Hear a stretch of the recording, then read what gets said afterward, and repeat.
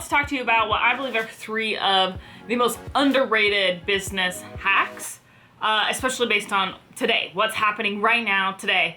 And I think the reason why I'm super excited to talk about this is because of the way that I started my business. I started my business unlike a lot of people in the fact that I full-fledged bootstrapped it. Bootstrapped it in college.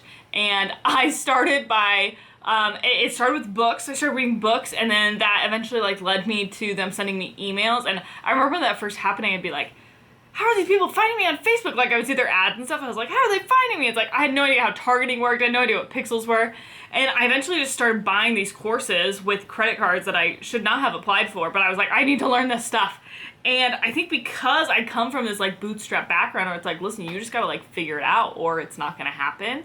I think there are good and bad effects to that. And I think as your company grows and scales, if you don't relearn how to structure it, where as a bootstrapper, right, then at the beginning, it's you just do everything. And if you don't start to learn how to tweak that and adjust that, you're actually gonna drown, you guys. You will actually drown and drive your company into the actual ground. So what I want to talk to you about is what I believe are the, again, 3 or 4 most underrated things when it comes to actually structuring this and scaling your company. So I think the first one is there has to be some awareness of some sense of self-awareness, especially when it comes to your superpower. Why? Because as the visionary leader of what it is that you're doing, you don't have time to be doing everything. For example, I'm a really exceptional funnel builder, but that's not my superpower. So even though I'm really good at it, I literally have other people on my team that do that. And I'm a really good video editor. And even though I'm really good at it, it's not my superpower. So I have other people do that for me. I know for me, my superpower is literally connecting with people and selling people. Put me on a webinar, we're gonna kill it. Put me in front of a camera, we're gonna do all right, okay? Get me on a stage, good night, game over. I know that about myself. So that leads us to number 2, where it's okay, with this superpower, what do you actually want to be doing? You have to have some sort of goal that you want to go toward. For me, if you guys know my story at all, I'm the second oldest of 8 kids, and my parents are actually the coolest, and because of that, I just always wanted to be a mother. But I also knew I wanted to simultaneously take over the world, and so for me, this goal that I always have is, what does it look like for me to 2 to 3 hours a day, do my superpower, and then everything's fine? How could I explode this company by only working 2 hours a day doing my superpower?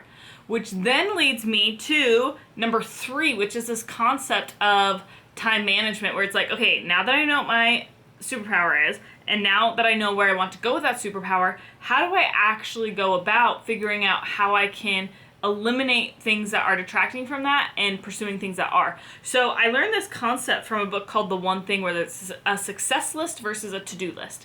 And a success list is everything you should do, and a to-do list is everything you could do. And as bootstrappers, I think we're gonna do a million things all today, it's gonna be amazing, right?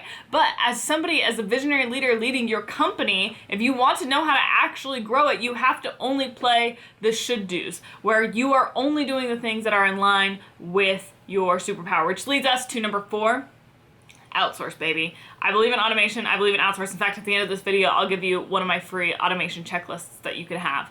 But I think it's really important. There's a lot of people that are just automate everything, but that's actually terrible, right? You need to be automating for a purpose. And so what I'm perpetually doing is automating and outsourcing things that are not in line with my superpower. Why? So that I can make it to the goal of working 2 hours a day, right? Only doing my superpower. So that's what I would suggest for you guys. Get super self-aware on what your superpower is. Get clear on your goal of what you want to do with it.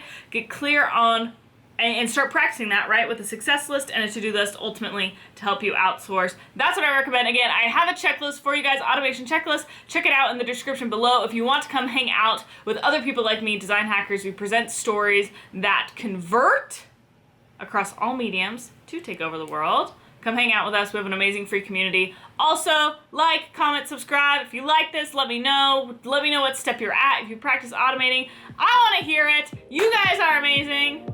See you in the next episode.